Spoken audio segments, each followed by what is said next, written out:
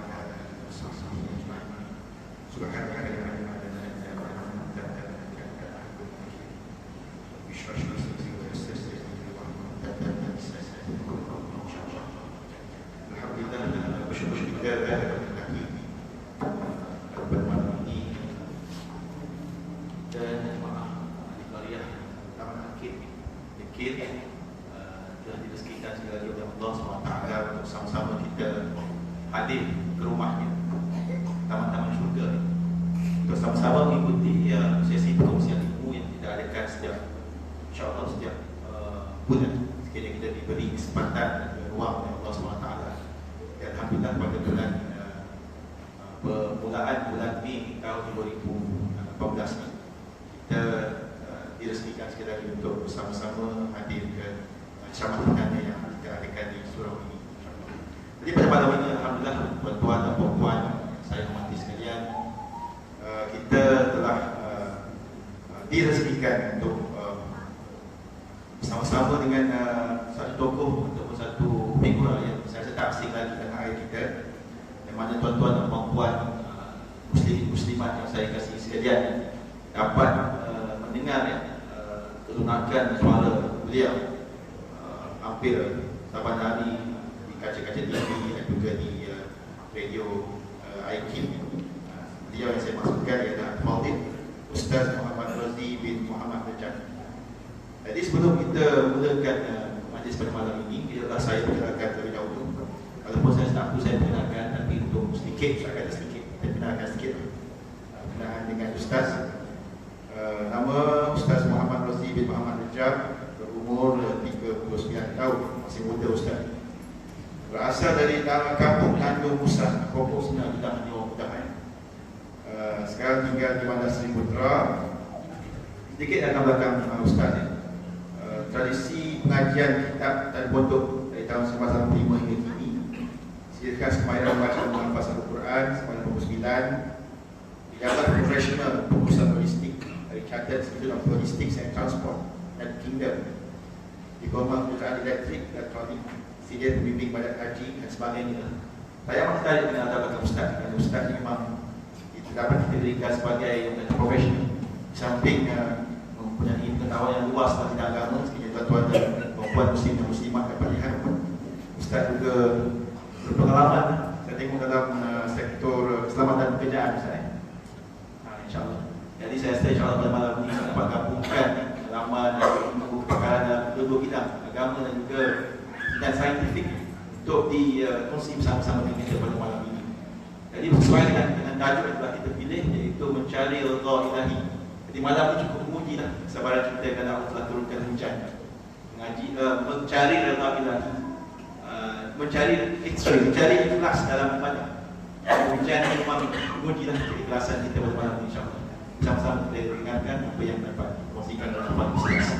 Pada tafadhal masykur Ustaz. Subhanallah. Assalamualaikum warahmatullahi wabarakatuh. Kata guru saya, Rabi, kalau kamu beri salam, orang di hadapan kamu ramai, tapi jawab salamnya perlahan. Perlahan ini bukan sebab salam wujud. Kata guru saya, mereka mungkin sedang menghadapi sakaratul maut. Lagi sekali, Assalamualaikum warahmatullahi wabarakatuh. Waalaikumsalam warahmatullahi wabarakatuh. Panjang umur, sehat walafiat, dan rezeki, diberi keafiatan hingga bertemu dengan Ramadan, insyaAllah. Terima kasih kepada yang saya kasihi Tuan Haji Nasar mengurusi kita, khususnya Ustaz dan Imam yang bahagia datuk-datuk, datuk-datuk, tuan-tuan, ayah-ayah, ibu-ibu, adik kakak abang, sidang hadirin hadirat rahimakumullah. Nabi sallallahu alaihi wa ala alihi wasallam tidak akan bertemu dengan kaumnya kecuali Nabi akan memberikan salam sebanyak 3 kali. Kita tadi baru 2 kali. Untuk kali yang ketiga, ucapan yang merupakan doa, ucapan yang merupakan kata-kata motivasi dan semangat, ucapan yang menghindarkan daripada segala kemudaratan, ucapan Allah kepada ahli-ahli syurga, dan menjadi ucapan sesama ahli syurga. Itulah dia ikatan kasih dan sayang ucapannya. Assalamualaikum warahmatullahi wabarakatuh. Waalaikumsalam warahmatullahi wabarakatuh. Malam ini malam yang sangat mencabar. Juga kita meraihkan sahabat-sahabat kita dari CCRC, nama yang di rebranding balik bagus. Saya pernah sekali di dalam program-program aktiviti dakwah bersama dengan sahabat-sahabat dan saudara-saudara saya di sana. Waktu itu belum tukar nama lagi, saya lupa dan komandirnya. Tapi yang saya pasti ingat, ketika saya menyebut nama Nabi, ucapan salawat yang paling saya dengar kuat sekali ialah di situ. Tak ada lagi tempat yang bersalawat, tak payah suruh. Kita sebut nama Nabi, terus mereka salawat. Waktu itu saya tanya komandan dia, apa rahsia dia Tuhan? Kata beliau, kami membudayakan salawat di dalam kami. Mudah-mudahan insyaAllah sahabat-sahabat kita datang ini membawa kebaikan, rahmat dan juga limpahan kurniaan Allah yang sangat baik pada malam ini. Malam ini tajuk yang diberi memang sangat mencabar ayah dan ibu sekalian. Tajuk dia mencari ikhlas dalam ibadah. Memang hujan turun ikhlas. Saya tadi ingat betul ke taman surah Al-Iman. Betul ke surah Al-Iman pertaman Akid Dengkil ni betul. Dia bawa masuk dalam hutan. Oh, saya kata sudah lah. Tengok pula tak ada kenderaan lain selain kenderaan yang saya bawa. Hadirin rahimakumullah, lama-lama jalan yang besar jadi kecil selopong aja. Sudah. Sebab saya bimbang, banyak kali dah saya pakai GPS kan. GPS tu, GPS kan bawa. Guna pun sesat. Pernah sekali berceramah di Felda Kemasul. Kemasul ni, ya Allah dalam, dia dekat-dekat Cemomoy. Nama pun kita ngeri dengar. Cemomoy tak ngeri pun, pusing kan. Jadi saya sampai awal 6 petang dah sampai. Kata pengurusi dia, Ustaz tak sampai lagi tu, pengurusi nak tengah-tengah hutan. Dia mau di tengah-tengah hutan. Wafah balik sejam tuan-tuan. Jadi kebimbangan GPS guna pesesat memang sangat-sangat saya cukup jaga tu tuan-tuan. Tapi alhamdulillah Allah bagi sampai. Saya ambil satu pengertian bahawa dalam majlis ilmu ini ada orang yang ikhlas berbicara, sebab itulah sampai juga di sini insya-Allah. Orang yang ikhlas hadir, orang yang ikhlas ibadah, yang sampai juga di sini. Tak apa. Saya punya majlis ilmu, saya suka ada anak-anak. Dan anak-anak kalau lari-lari begitu tu normal. Tapi kalau bapa anak berlari begitu, kita kena cucuk sejauh pada hidup dia. Yang lain normal insya-Allah. Hadirin rahimakumullah. Apa yang kita faham tentang ikhlas? Apa yang abang-abang faham tentang ikhlas? Apa yang ibu faham tentang ikhlas? Apa yang anak-anak faham tentang ikhlas? Ikhlas dah datang malam ni. Ya, mak suruh sendiri datang. Dengan ayah paksa. Tak ada. Ayah hajar. Sebenarnya nak duduk kat rumah. Kita kena temu duga macam ni. Bahawa betul. Bukan jadi retorik ataupun hipotesis ataupun menjadi satu teori keikhlasan itu, tapi dibuktikan. Kata anak kita tadi, bukan mak suruh, bukan ayah suruh, dia nak datang.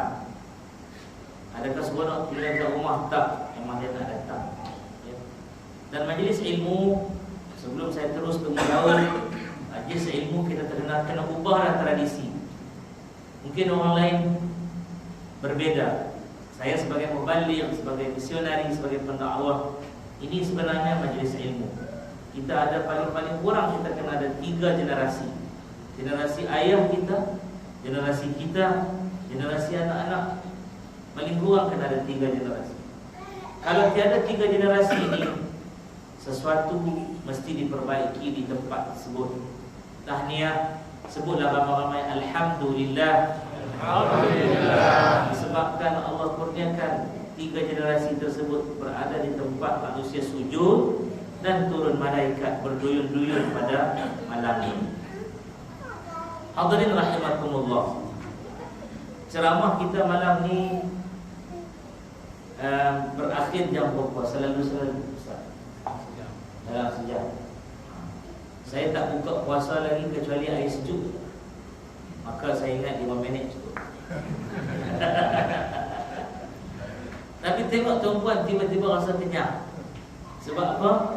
Datang dengan keikhlasan. Kalau mengikut kitab yang saya bawa ni, kitab yang paling saya suka untuk berbicara. Ini hadiah daripada guru saya. Ya. Kitab ini dalam judul bahasa Arab bertajuk An-Nasai'ud Diniyah wal Wasaya Al-Imaniyah. Nasihat, terjemah bahasa Melayu, nasihat-nasihat agama dan wasiat-wasiat iman. Anda itu terus ceramah orang cerdik ni mudah cepat habis. Tetapi judul yang paling mudah orang faham disebut nasihat agama wasiat iman. Dikarang oleh Al-Imam Al-Habib Abdullah Al-Haddad Al-Alawi Al-Husaini Al-Syafi'i Al-Hadrami. Dia orang Yaman. Ya, dari keturunan Sayyidina Husain, cucu Nabi SAW. Maka baginda merupakan antara yang ada di dalam badan Imam Habib Abdullah ini titisan-titisan darah kenabian. Jadi dia orang hebat. Disebut juga dia adalah dalam bahasa Arab disebut al-imanu fi zaman al-iman lil habib bil habaib fi zamanihi. Ketua para habaib, para keturunan Nabi di Yaman sewaktu zaman dia. Ya. Dia ni buta kerana penyakit cacar. Tetapi dia boleh menulis dahsyat kitab-kitab besar yang diwarisi dari generasi ke generasi. Kitab ini saja usianya menghampiri 300 tahun lebih ni. Kitab yang saya bawa ni usia dia melebihi 300 tahun lebih, tetapi segar dipakai, ya. Hadirin rahimakumullah. Dan kitab ini dialih bahasa ke bahasa Melayu dari Pustaka Nasional pada tahun 1988 atau 1408 Hijriah. Bayangkanlah hadirin rahimakumullah, apabila orang ikhlas, ya, meleretkan penanya, maka Allah memanjangkan kebajikannya hingga sampai kepada. Dan hadirin rahimakumullah, yang saya menarik lagi ialah Imam Habib Al-Haddad ini, dia menulis dalam keadaan dia buta. Pada waktu itu tak ada braille. Dia menulis dalam keadaan dia buta. Walau matanya buta, hatinya terang. Ya Allah, ikhlasnya orang ini. Itulah dia Al-Imam Al-Habib Abdullah Al-Haddad. Hadirin rahimakumullah. Tapi di banyak muka surat ni, kalau kita lihat, dia berbicara tentang bab ikhlas dan niat yang benar, maka mencapai kurang-kurang lebih di sini ada 6 muka surat. Sedangkan guru saya berpesan untuk saya mengajar hanya 3 muka saja. Guru saya namanya Datuk Nasir, orang Sonamo Gombau, Bongek di 9. Bukan Bongok, Bongek.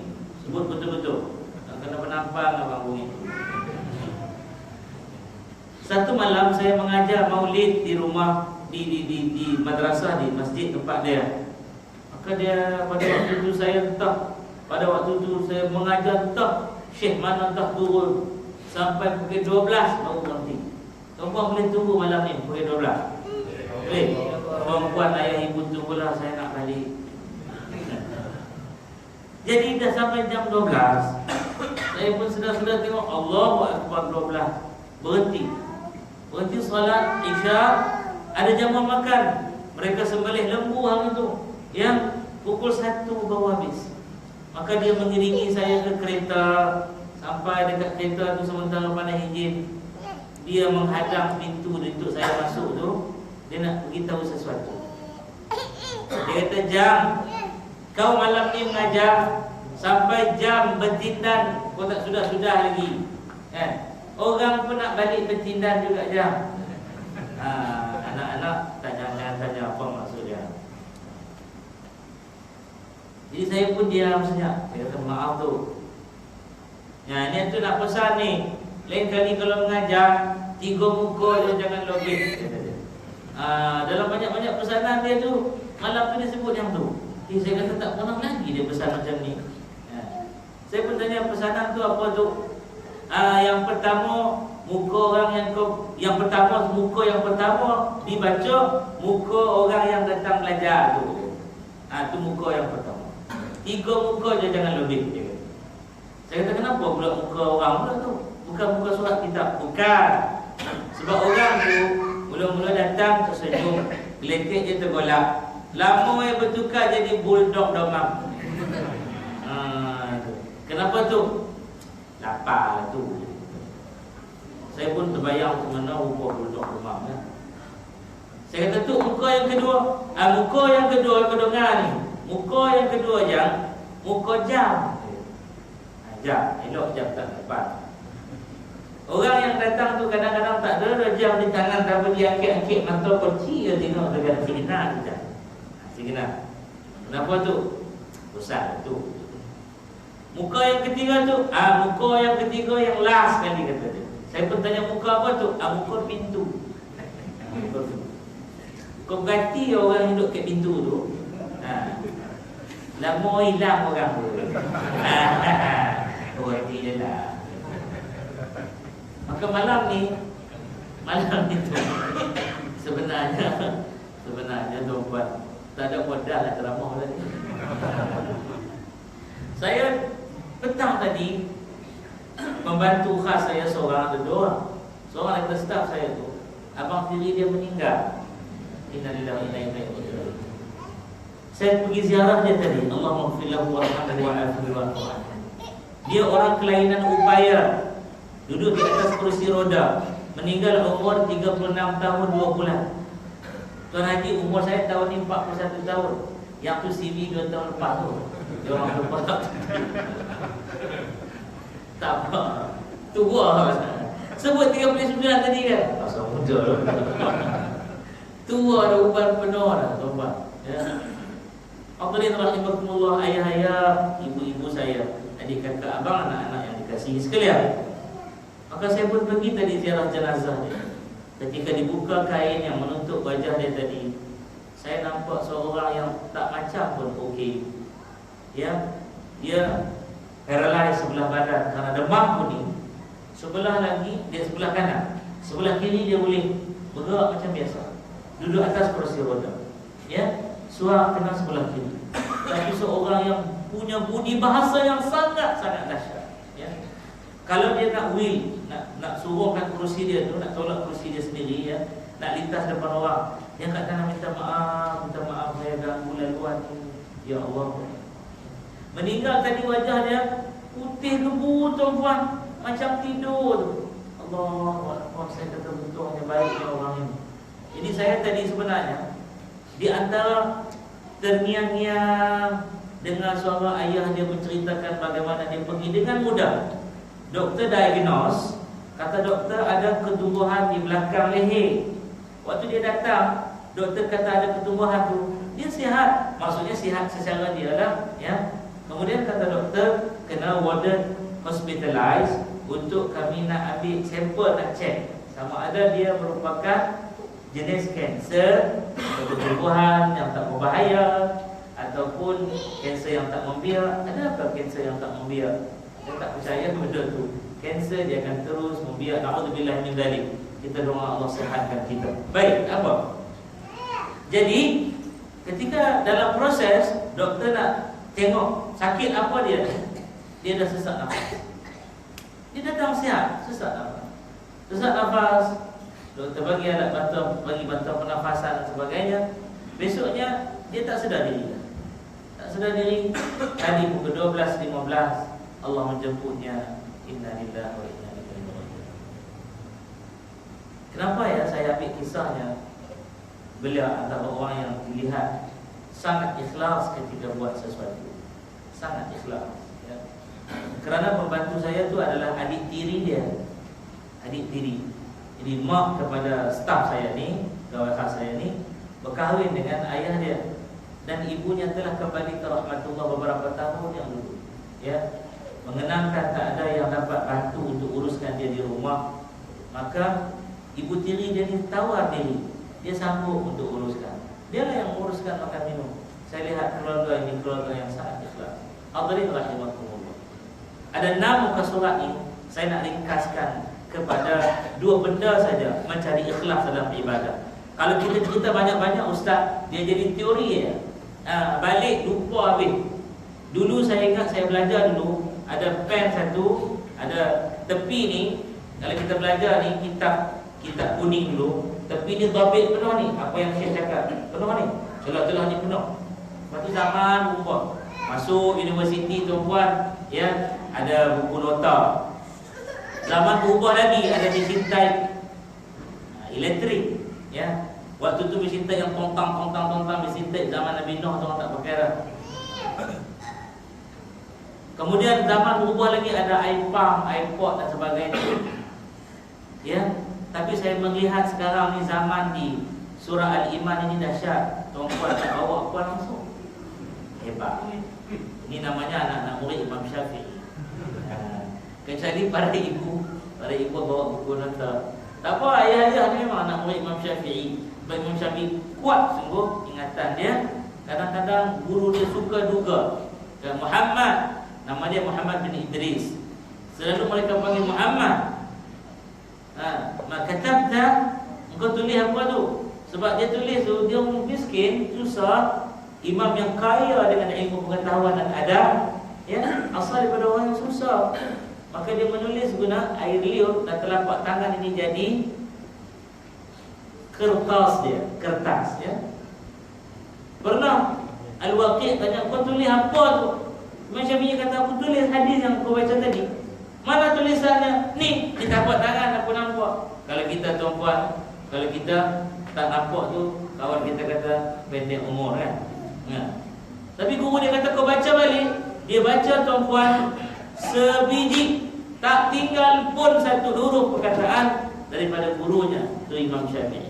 Bagaimana ada orang boleh mempertikaikan kewibawaan Imam Syafi'i dalam keilmuannya. Dan saya nak bagi tahu, ini satu-satunya imam yang para ulama hadis, a'immah hadis, mengikut mazhabnya pada fiqh. Walaupun mereka ada qaul-qaul, ada hujah-hujah fiqh dalam hadis, mereka ikut Imam Syafi'i sebagai yang menjadi sumber kepada asas mengeluarkan kaedah-kaedah fiqh.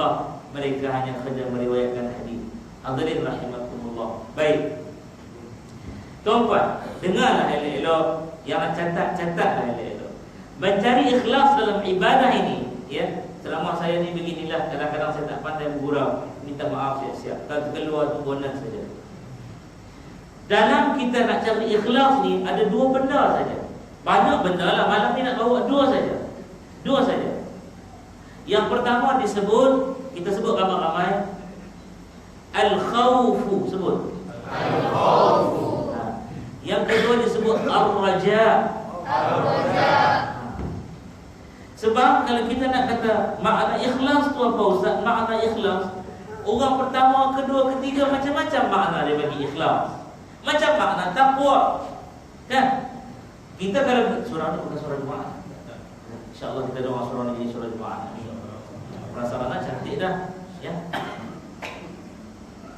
Hadirin rahimakumullah.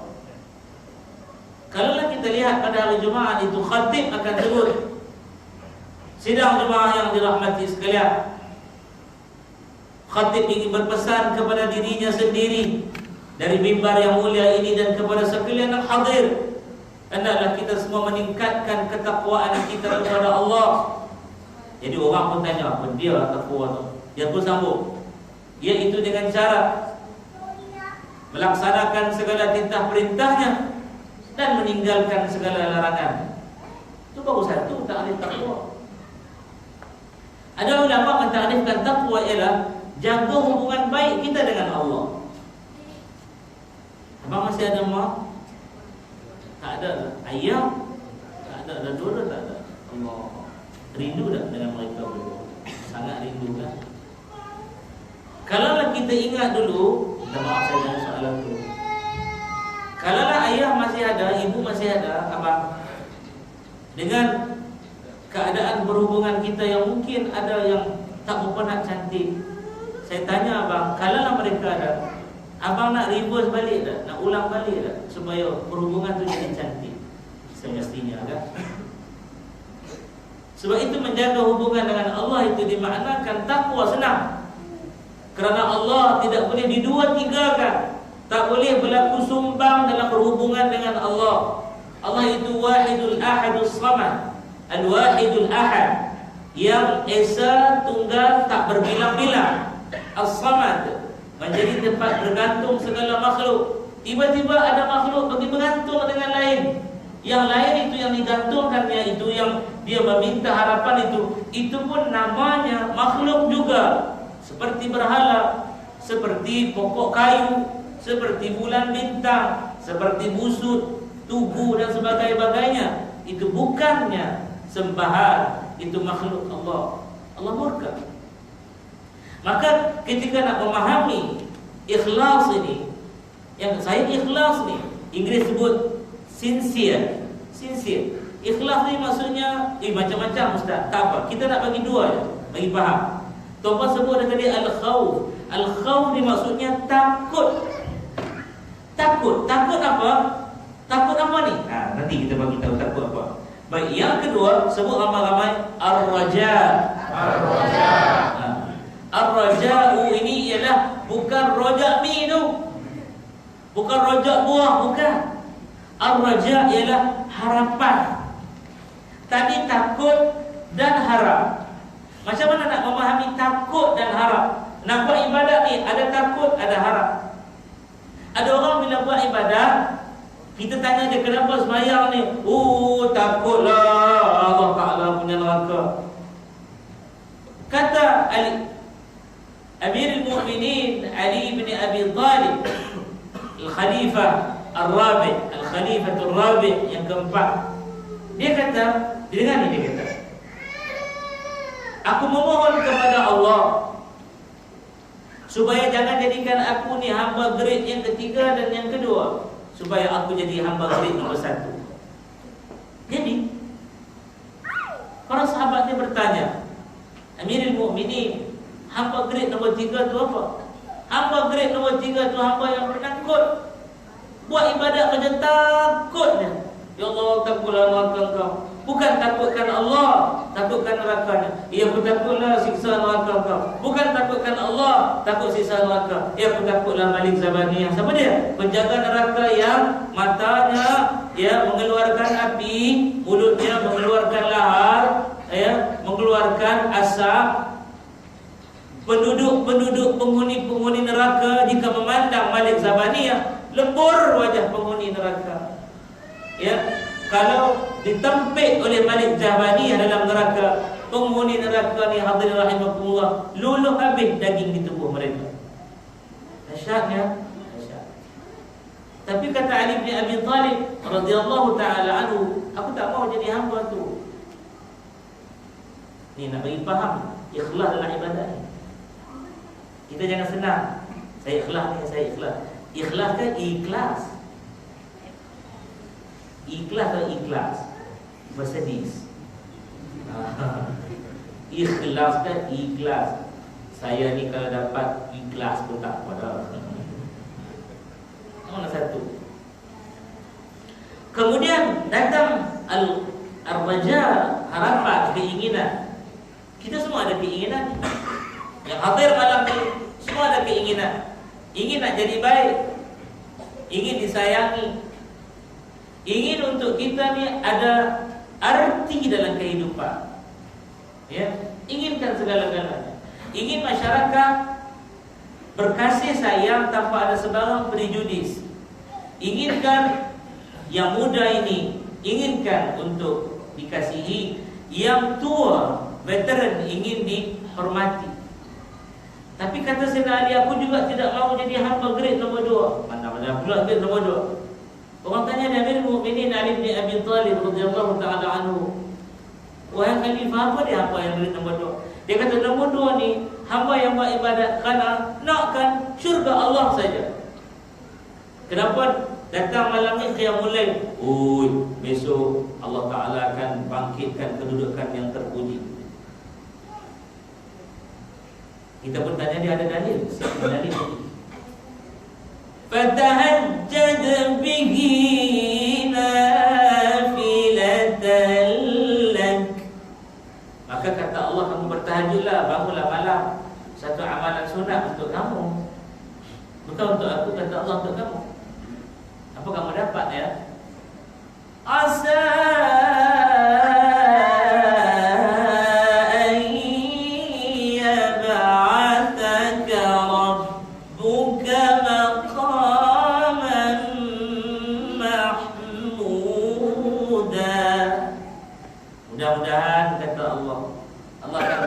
untuk kamu kedudukan yang mahmud, terpuji bila yaumul qiyamah nanti.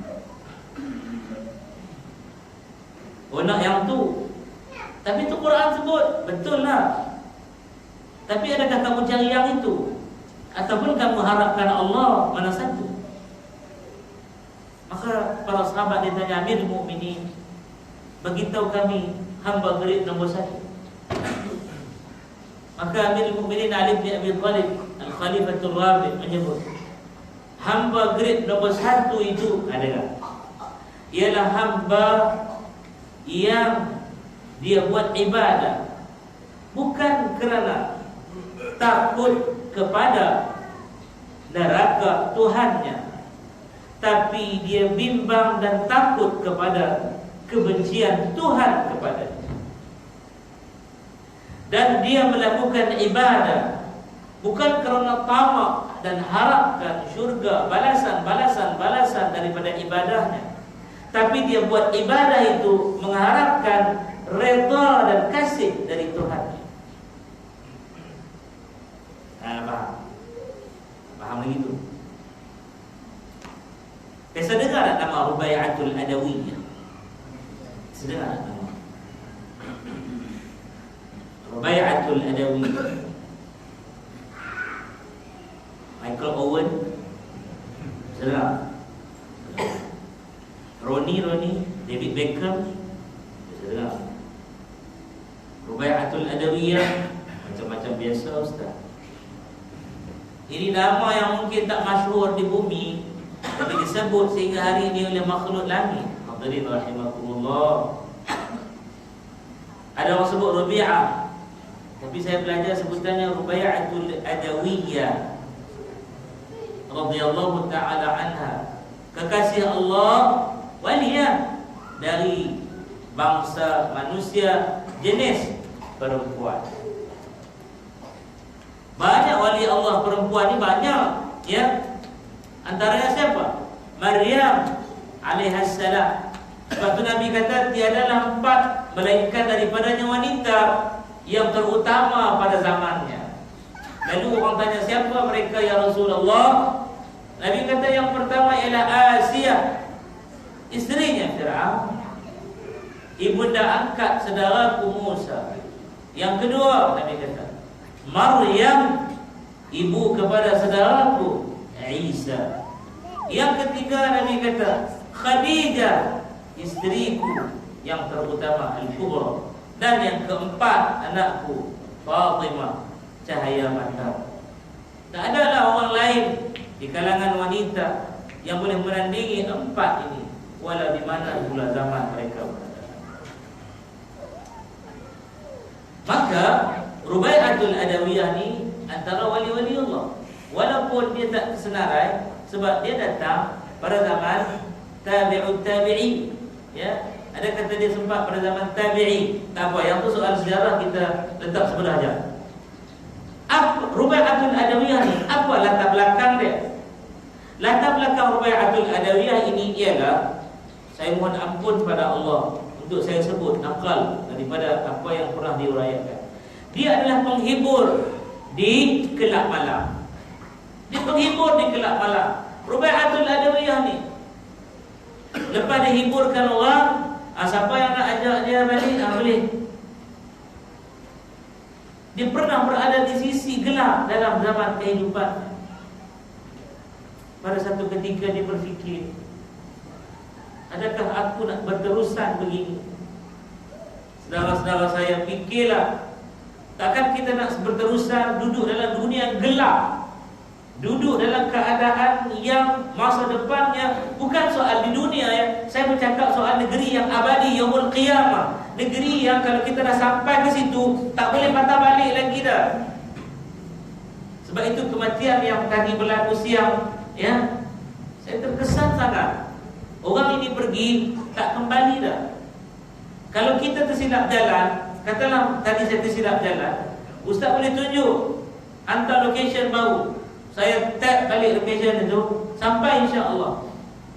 Tak sampai-sampai juga, saya boleh patah balik ke rumah. Saya jumpa pangkal balik rumah saya dengan izin Allah. Rumah tu pun bayar bank tak habis lagi, bukan rumah sendiri dah. Tapi kematian tidak akan boleh berpatah balik. Sebab itu besok ahli-ahli neraka ketika melihat ahli-ahli syurga, mereka meraung-raung, pekik-pekik. Apa kata mereka? Dalam syarah menyebut mereka tu menepuk-nepuk kepala dia. Apa kata mereka? Ya laitani qaddamtu li hayati. Ya laitani, apalah nasib aku celaka sungguh. Apalah nasib aku malang sungguh. Ya Allah, qaddamtu, tolong patah balikkan, bawa balik diri aku ni li hayati, untuk kehidupan aku yang dulu tu. Boleh tak buat balik dunia? Buat balik dunia, buat balik tempat ni nama Taman Akid, Dengkin, buat balik surau ni nama surah Al-Iman. Aku nak datanglah selalu ya Allah, nak duduk dalam majlis ilmu yang dalamnya para malaikah berduyun-duyun mendoakan orang yang duduk dalam majlis ilmu yang diibaratkan Nabi taman-taman surga. Malaikat kata tak ada. Ada. Cukup. Malaikat kata mati. sekali. Hidup 2 kali, mati sekali. Tak ada lagi kali yang kedua. Sebab kalau kamu balik ke dunia, kena mati balik lagi. Tak ada. Jadi Rubai'atul Adawiyah dia fikir, datang keinsafan, satu cahaya hadir di sana bagi dia. Setiap kita yang ada dalam dewan salat ni, daripada ayahanda saya di hujung sana sampai kepada ayahanda hujung sini, masuk yang tengah-tengah, kita ni nakal jahat macam mana pun, dalam ni ada sekelumit ingin jadi orang yang baik. Tanya siapa? Saya cerita bawa gangster ke Mekah ni, Tuan Haji Nasar, boleh kata makanan saya aja. Saya bawa macam-macam orang pergi Mekah. Saya pernah bawa kepala gangster yang dia beritahu saya, Ustaz, saya nak pergi Mekah ni, Tuhan terima apa? Saya kata apa tak terima pula abang? Dulu dia kepala gangster cokit. Ustaz, dia kata apa dosa yang saya tak buat Ustaz zaman jahil saya? Saya kata abang jangan nak cerita sangat. Dah Ustaz, saya nak luahkan, saya tak ada tempat nak cerita Ustaz. Isteri 2 orang. Cerita abang, cerita. Dia pun beritahu, Ustaz, saya dosa dalam hidup saya tak buat 2 aja. Allah, saya. Apa dia yang pertama? Saya tak pernah syirikkan Allah. Tak pernah Ustaz. Nak pergi jumpa bomo, pawang, ukul, suruh buat orang tu jadi kena sihir ke apa, percaya ke orang baru, tak ada Ustaz. Saya dengan hantu ni pun saya tak tahu. Hantu ni ada, tapi saya tak tahu. Orang kata hantu tu saya tak tahu. Sebab saya pun, memang saya pun hantu Ustaz. Dan bila tak ini, dia cerita kepada saya bagaimana dia pernah telanjang dalam kampung dia. Waktu tu rambut macam hipis dia kata. Telanjang berjalan. Siapa bawa balik motor pada waktu dia bersurah, jatuh parit longkang ni. Punya nakal. Saya kata dia kerja. Nombor 2 Ustaz, yang saya tak pernah buat Ustaz. Nombor 2 saya tak pernah buat Ustaz, derhaka mak saya. Saya duduk merapu ni cokit KL ni, sampai telegram, mak kata baliklah, aku teringatmu ni. Baliklah abang, teringatmu ni. Orang Hulu.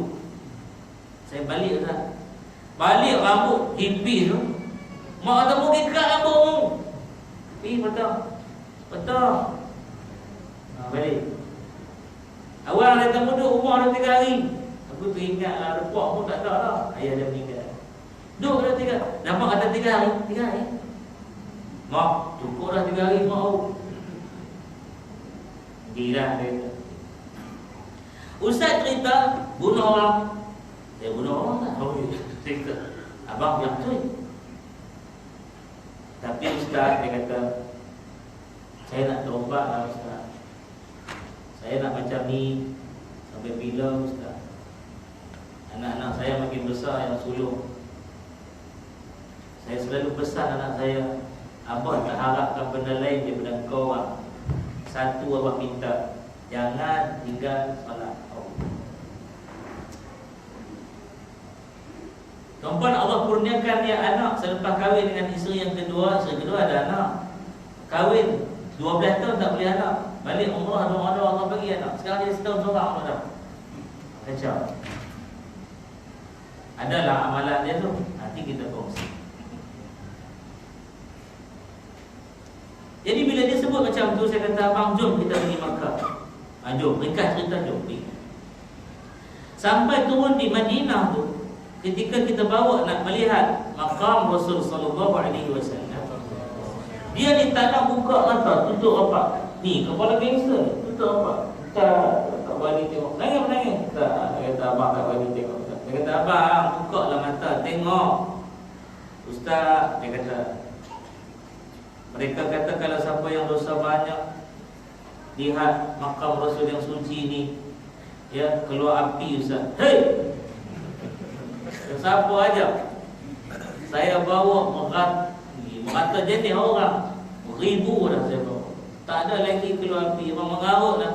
Orang yang kata keluar api tu dia pernah datang tak sini? Tak pernah pun.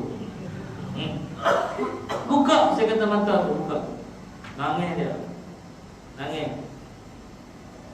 Dia kata, ya Rasulullah, aku ni hamba engkau, aku ni umat engkau, aku ni hamba Allah, umat engkau yang penuh dosa, datang di tepi makam engkau manusia yang suci. Besok janganlah engkau tak terima aku sebagai umat engkau kerana dosa aku yang banyak. Kita dengar pun hibah. Pergi Makkah pula, takut nak masuk Masjidil Haram. Sebab katanya siapa yang dosa banyak ketika tawaf tu, Baitullah terbalik atas dia. Hai, saya kata mana ada Baitullah duduk macam tu lah. Dia kata ada kawan-kawan saya cakap, dia rasa aku Ustaz, dia rasa macam Baitullah tu nak terbalik. Tak adanya, saya kata. Semua tu mengarut. Dia membina persepsi, perasaan. Dah abang, jom tawaf. Pergi tawaf abang. Mohonlah Allah ampunkan dosa. Masuk tawaf. Akhirnya taubat. Dia berazam tiap-tiap tahun nak pergi umrah. Hadirin rahimakumullah. Balik kepada Rubai'atul Adawiyah tadi. Tak habis lagi cerita tu. Maka ketika dia sedar keadaan dirinya yang dah terlalu hanyut tu, dia pun angkat tangan malam tu menangis. Dia kata, ya Allah, aku ada engkau sebagai kekasihku yang sebenar-benarnya. Sekian lama aku telah berlaku curang dengan engkau, ya Allah. Balikkan aku ke jalan keridhaan-Mu. Apa jadi dengan dia? Dia jadi waliullah di kalangan wanita. Al-Imam Hasanul Basri, ya, katanya, wallahu a'lam, saya tak tahu kesahihan cerita ini. Al-Imam Hasanul Basri hantar rombongan pergi Mina. Setelah Rubai'atul Adawiyah ni jadi orang yang sangat baik, dia berhenti daripada pekerjaannya yang lara. Hatta orang-orang yang dulu pun pernah lara dengannya bertaubat dan datang belajar dan jadi orang baik di kalangan mereka, ya. Sampailah khabar kepada Hasanul Basri. Cerita ni saya cerita daripada, saya nakal pada guru saya. Kalau saya salah, taubat tolong betul kan, ya. Imam Hasan al-Basri nak pinang dia jadi isteri. Dia tolak. Hantar lagi rombongan. Dia kata, aku berkenan sungguh dengan engkau. Dia pakai niqab. Niqab ni yang tutup di bahagian bawah mata ni kan, sampai ke dagu dia tutup. Niqab. Jadi Imam Hasan al-Basri kata, aku berkenan dengan mata engkau. Rombongan tu kata, Imam Hasan al-Basri berkenan dengan mata. Oh, berkenan dengan mata. Tunggu sekejap. Tunggu sekejap. Pembantu dia buat keluar satu bekas mata dia, 2 biji jeru dia. Dah kata nak mata, bawa pergi jumpa Hasan al-Basri. Nak ambil mata ni. Dan Imam Hasan al-Basri terkejut pada waktu tu, ya. Pulang balik, ambil pasang balik mata. Ni tuan-tuan jangan buat lah, sebab kita bukan wali. Kita kalau buat tak ada lah, sekali tu lah. Jangan buat, kita bukan gitu. Baik, dengar ya, kenapa saya bawa kisah dia? Dengar. Ikhlasnya dia sampai diangkat darajat jadi wali, kerana antaranya diketahui doa dia. Kamu dengar doa dia. Dia merintih di tengah-tengah malam, bangun qiyamul lail. Kita pun kadang bangun juga, tapi qiyamul kelain. Dia qiyamul lail, bangun malam, menangis kerana dosa yang dia buat terlampau, menangis kerana lara, menangis kerana lupakan Allah. Qadhakan semula salatnya dahulu, memperbanyakkan ibadah-ibadah sunat daripada baca Qurannya, zikirnya, salatnya, puasanya. Dan dia doa. Dengar doa. Dengar ya, kata dia, ya Allah, jika aku melakukan ibadah ini kepada Engkau, ya Allah, dengar, semata-mata kerana aku takutkan neraka-Mu, ya Allah, maka aku mohon pada Engkau, ya Allah, lemparkan aku ke dalam neraka-Mu dan bakarlah aku selumat-lumatnya, ya Allah. Kalau aku sembah Engkau kerana takut neraka, kita berani doa itu. Ui. Dan kata dia, sekiranya pula aku buat ibadat ini kerana inginkan syurga Engkau, Engkau haramkan aku daripada memasuki syurga engkau. Kita berani doa macam ni. Siap minta syurga lagi kita.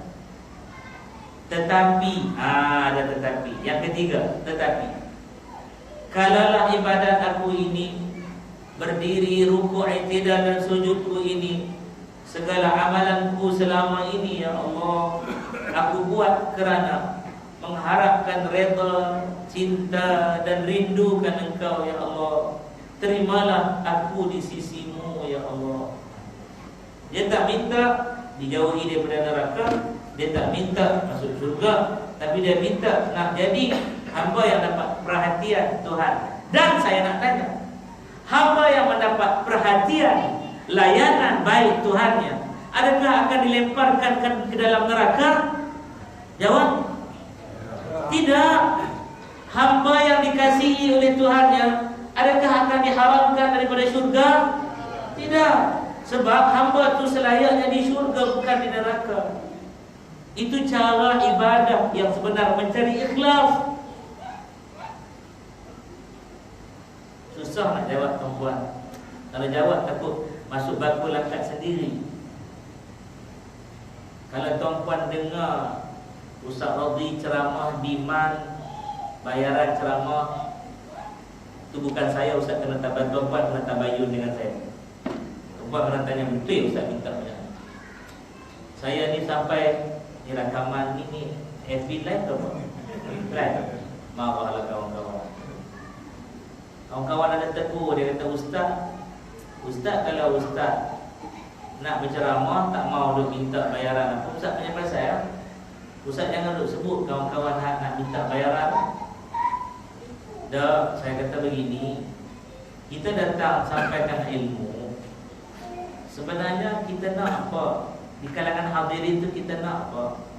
Kita nak mereka dapat ilmu kita dan beramal. Itu yang besok menjadi saham nak dekatkan kita dengan Allah. Tu. Tapi kita datang jual ilmu, letak harga 5,000, 3,000, 2,000, 10,000, beribu-ribu. Kalau lemon tak apa, tapi ringgit Malaysia. Saya kadang-kadang tension bila orang kata Ustaz letaklah harga kami susah lah. Susah apa? Susah nak bagi. Tak usah bagi.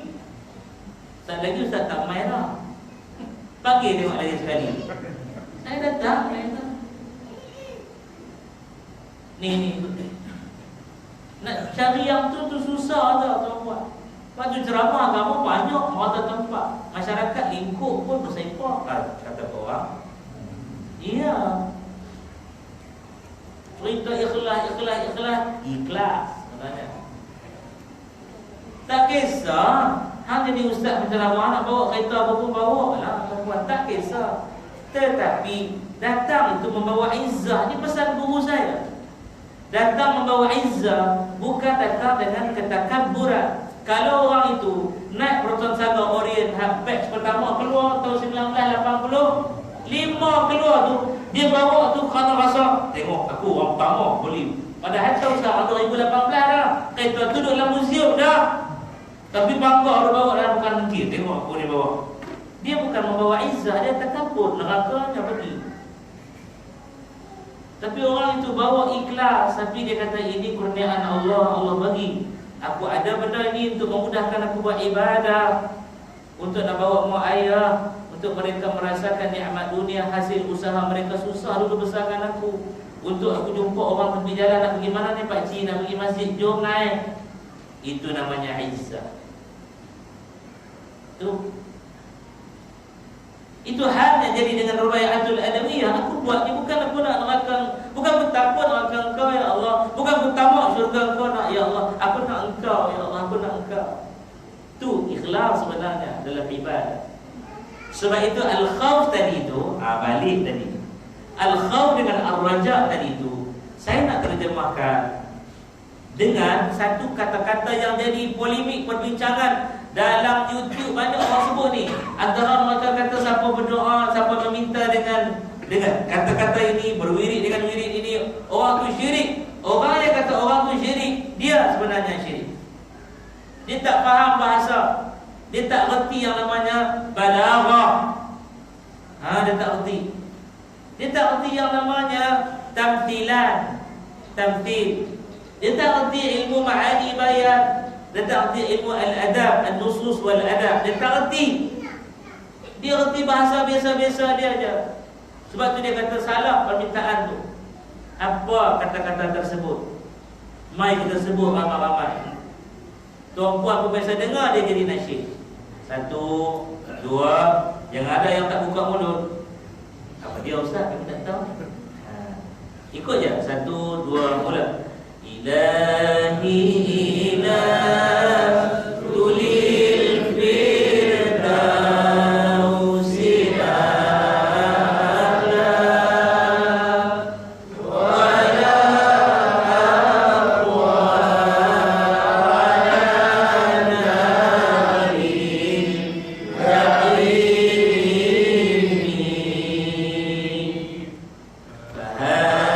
kita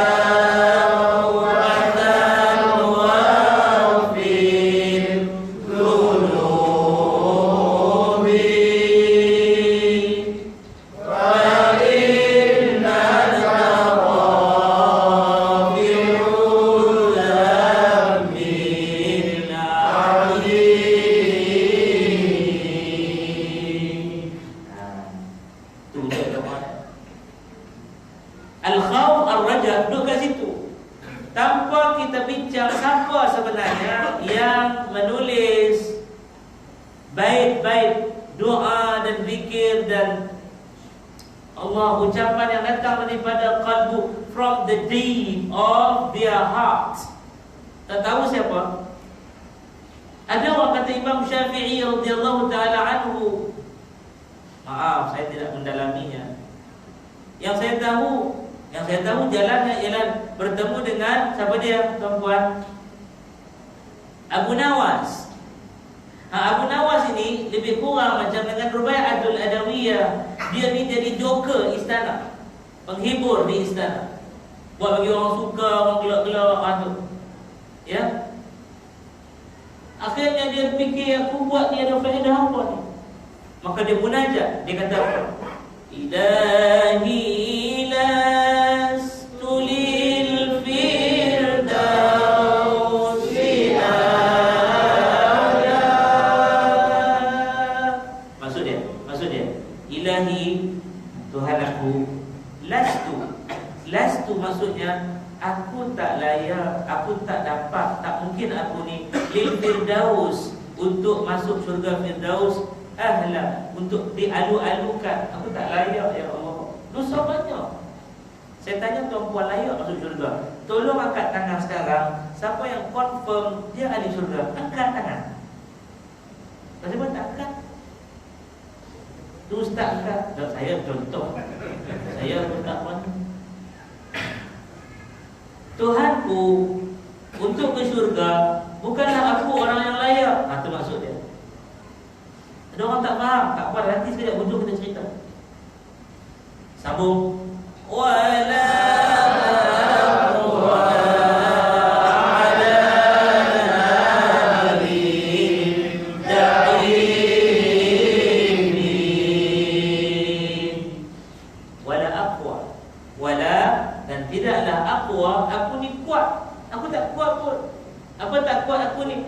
Ala nari jahim, untuk ke neraka jahim. Neraka jahim ni apa? Neraka yang membakar, ya Allah, sampai ke afidah. Afidah ni apa? Ni hati, membakar naik sampai ke hati. Api dia nak menyala tu tuan-tuan. Allahu akbar. Jahim. Aku tak mampu masuk. Aku tak layak syurga, aku tak layak. Okey, humban neraka. Neraka tu aku tak mampu. Aku nak pergi mana? Okey, sambung. Fahabita wa tawafir dhulubi. Terus. Fa inna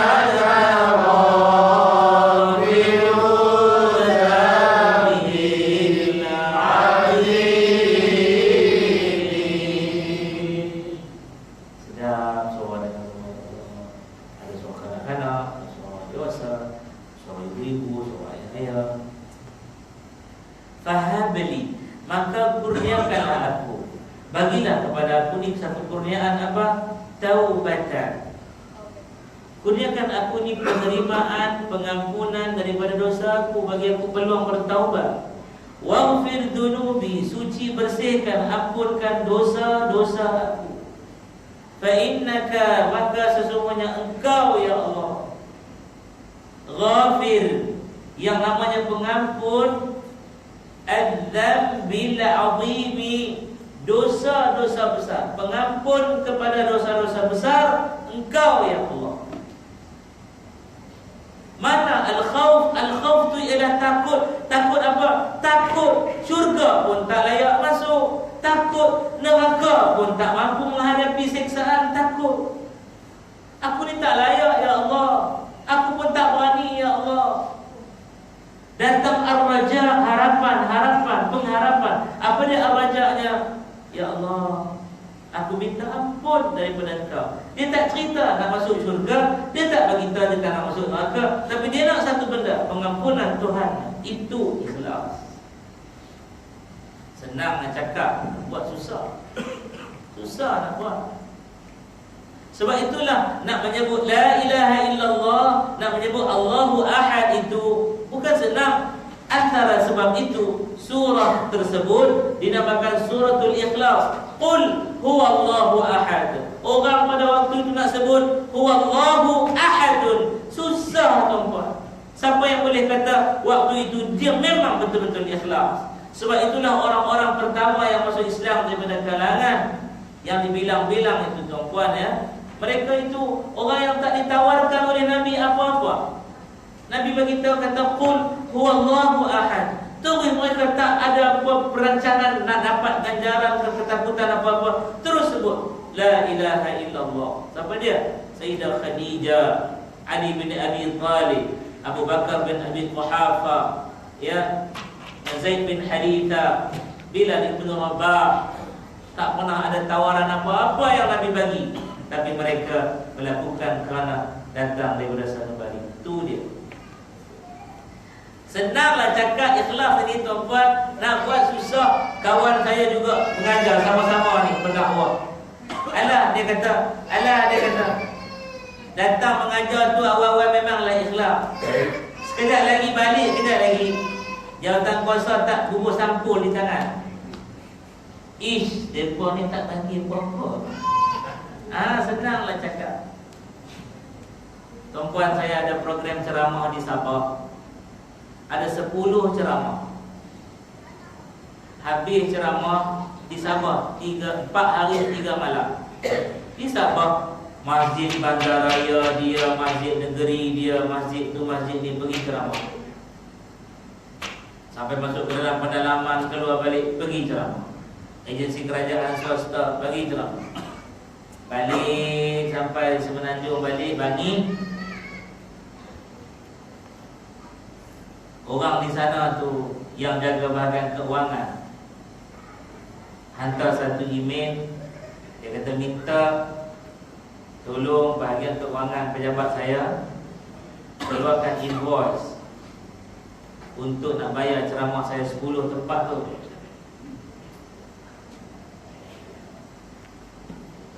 Pegawai khas saya dengan executive account minta izin, Ustaz, kami nak bergurau boleh tak? Gurau apa? Dah Ustaz bagi tak? Bagi, tapi jangan melampau. Okey, terima kasih. Dia orang bergurau tu. Saya baru tahu lepas pada tu. Lepas pada tu ada orang, adalah pihak sana hantar iPhone air mata keluar tu orang. Kata apa? Dia pun ni. Rupanya kerani saya, yang bukan kerani. Apa tu? Executive account saya ni. Bila dia hantar email, tolong bagi invoice, Ustaz punya program di sana. Dia pun hantar. Satu ceramah 1,000. So 10 ceramah 10,000. 10,000. Dia hantar balik dengan ayat mata kan. Tak boleh diskaun ke. Kali saya, bukan kali, dia kata account. Bukan dia kali siap.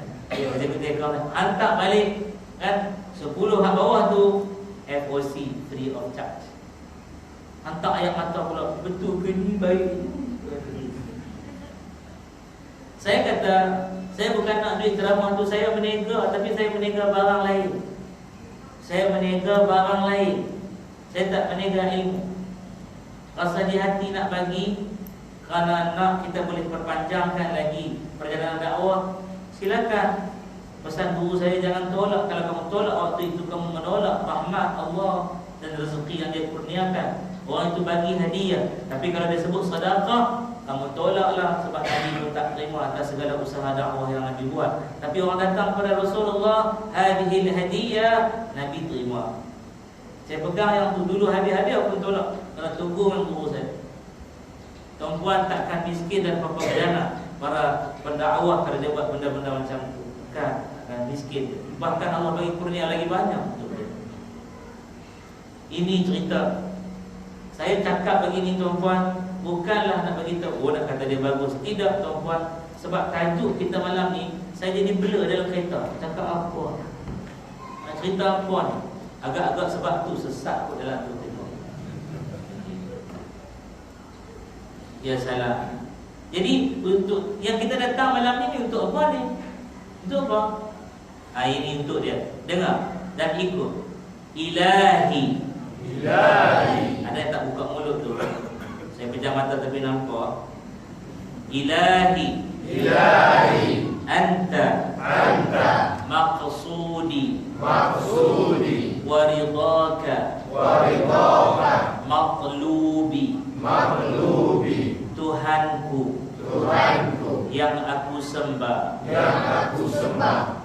Engkaulah. Engkaulah. Yang aku maksudkan. Yang aku maksudkan. Tujuan kehidupanku. Tujuan kehidupanku. Dan redamu. Dan redamu. Yang aku cari.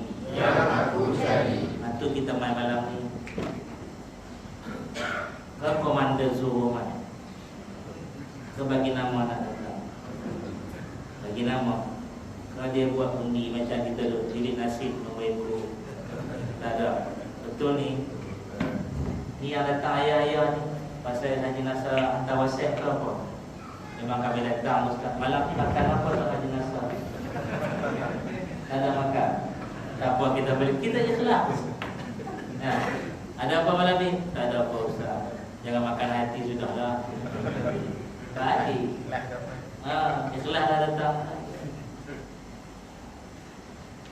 Saya nak bagi satu contoh khas kesimpulan. Janji kita sejam. Lebih dah ni boleh ya? Boleh. Saya ajar usahawan-usahawan yang kita latih. Saya ajar begini. Saya ajar kata kita keluar mencari rezeki Allah. Jangan kita ingat nak bawa balik dalam bentuk RM, ringgit Malaysia. Kita niat keluar ni, nombor satu nak cari redha Allah melalui jalan sunnah Nabi.